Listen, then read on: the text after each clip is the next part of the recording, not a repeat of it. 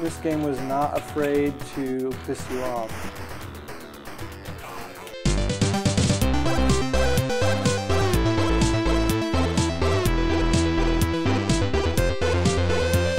Welcome to Super Brothers-in-Law. I'm Joe. And I'm Kiko Baloney. Now, we know there are plenty of shows out there on YouTube already about video games, but we wanted to do something a little bit different. That's right. We want to bring not just the game to you, but the experiences and the memories it helped create. Each episode, we feature a favorite game from our past. And then pair it with a snack to help enhance the experience. In the future, we'll feature special guests who will share their favorite gaming and snacking combinations with us. But to start things off, we're sharing our favorites. Now, last episode, Super Mario World and Bagel Bites. You can't go wrong from there. However, this episode, Brother Joe is introducing a game to me that I've never heard of. Some of you may have, but the snack, on the other hand, it just doesn't want to quit. Let's take a look.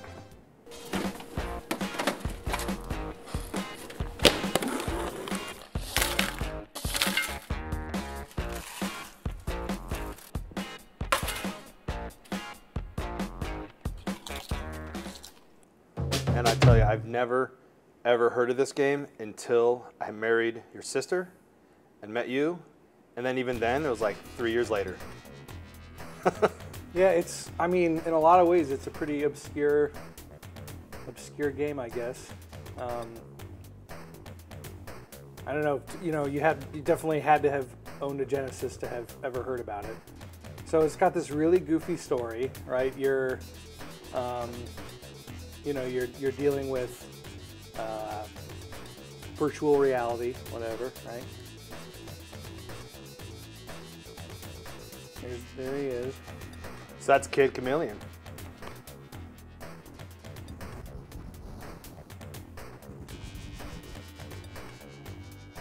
I'm already impressed. I mean, this guy looks like he's going to kick some major video game butt talks.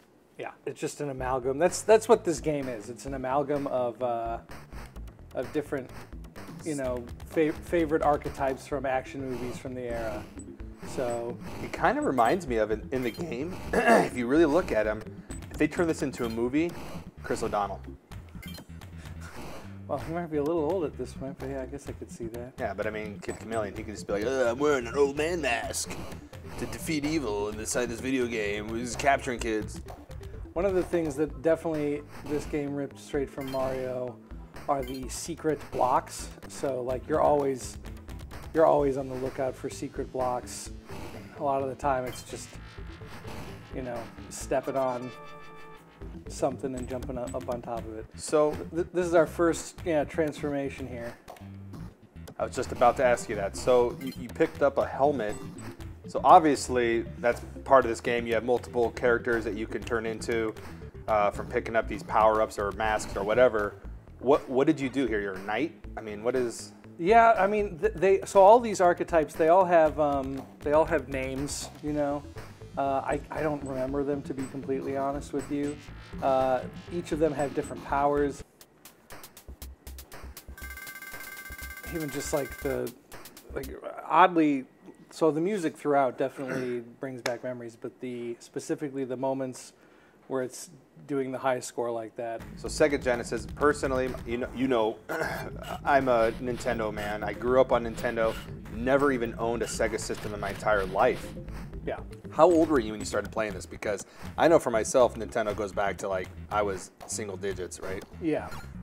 Yeah, it was single digits for sure. I think it was probably the year after it came out, so I was probably like 7, I would say. I've never been super great with the precision jumping that comes with defeating enemies in platforming, and so having a weapon definitely. There's a couple characters that have a weapon. There's a guy who rides a skateboard. It's pretty ridiculous. That would be my favorite, I'm sure. So I've heard stories of your father especially, but playing video games. I think it was a snowboarding game, if I remember correctly. But yeah. Did your parents or family members ever play this game with you as a kid? Was this something you guys would do, or was this just kind of your thing? You would go and play. Your wife, my sister Jessica, she played it with me a little bit. I think that the overtly masculine archetypes that are at play were slightly less interesting to her than to me. So there were other, like Sonic, she would play a lot more of, Right. you know. She just didn't, I guess, yeah, relate to or whatever, enjoy these characters quite as much.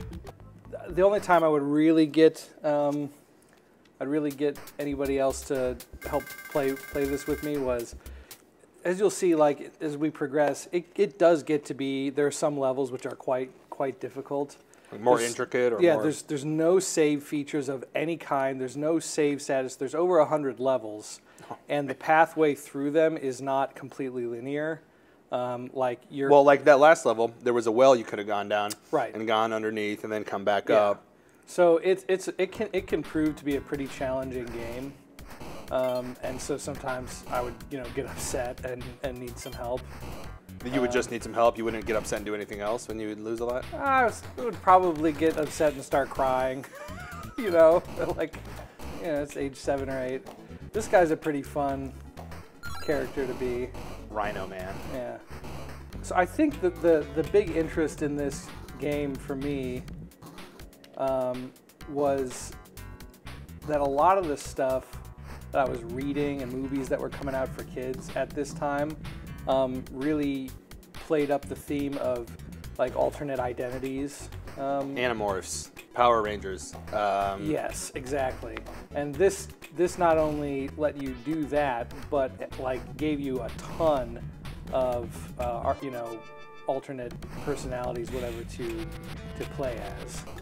So as you can see, you've got a time limit going, and in these earlier levels, like it's really not difficult to keep well above the time limit, but whatever time you have left over at the end is just bonus, so. Oh, did the time limit get a little more restrictive as you go? I have a feeling that they built the game without it, and they felt like they didn't have enough control over the difficulty, so I think they just added it in afterwards as a way of, controlling difficulty a bit, making sure that the game actually seemed to amp up in difficulty.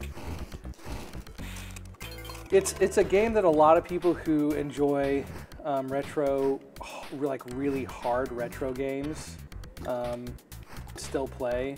There's a lot of people will speed run this. I think it takes like about a half hour to speed run it, without using any kind of glitches or whatever. So. When was the first time you ever tried Pringles before? Well, this may come as a surprise to our viewers, but hey. I was not always so svelte. But as a then you discovered Pringles. As a young man, I would occasionally find them in our pantry at home and fall down the rabbit hole, as it were, of an entire tube of them in an afternoon.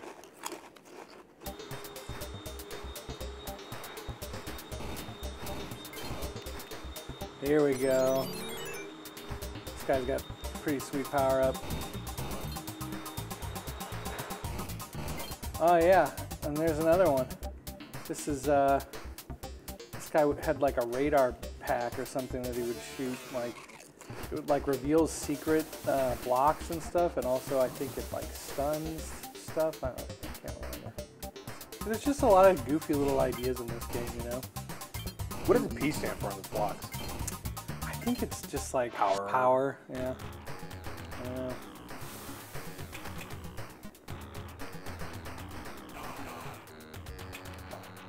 Those little guys, they're using a like synthesized voice to say die, die. This game was not afraid to piss you off. The dark souls of its time. Yeah, pretty much. Now you see why like 7-year-old me would cry. Dude, I'm crying watching you play this game. Are you kidding me? You shoot skulls, man. It doesn't get any more badass than that. All right, I'm gonna just quickly, let me take a crack at this real quick.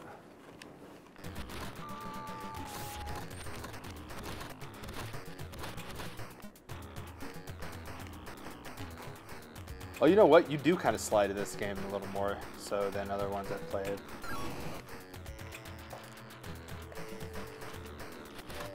I do like those flame and elemental. So one of the first things I'm noticing about this game is that this is a very greasy controller right now.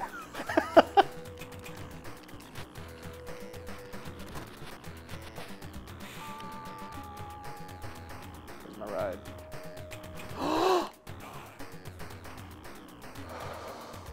That's pretty brutal. I have been silenced. I can't go home.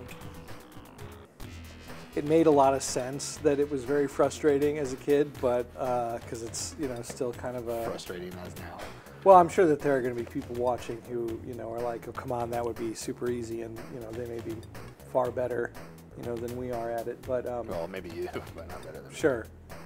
But I mean, if I'm not any better at playing it now than I was then, given all the games that we play. Yeah. Yeah, it's a pretty tough game, I feel like it still has a lot of character to it, the music, the sound effects. I love the music. Fun factor still there, you think? Absolutely. Like, could you sit down, order a pizza, and play this game and play for this a few game hours? for a few hours? Absolutely, yeah. Maybe with like a beer or two, feet up. Maybe with more than a few beers, just to kind of take the edge off of the incessant dying. Yeah. Yeah. Is it like a fat? Or would you say it's like a sexy fat? Yeah, it's like a sexy fat. Hey, thanks for stopping by and checking us out. We know you didn't get to try the game or the snack, but It was actually a pretty good game, and the snack itself, it was tasty, but I have a bit of a tummy ache, and I'm pretty sure diarrhea is in my future. well, anyway, if you enjoyed watching it as much as we did making it, let us know by liking and subscribing. Also, if you have a game that goes back to your childhood and has some great memories, go ahead and share that in the comments below. And if you have a snack, share that too, and maybe we'll check that out. We'll see you next time. Have a good one, guys.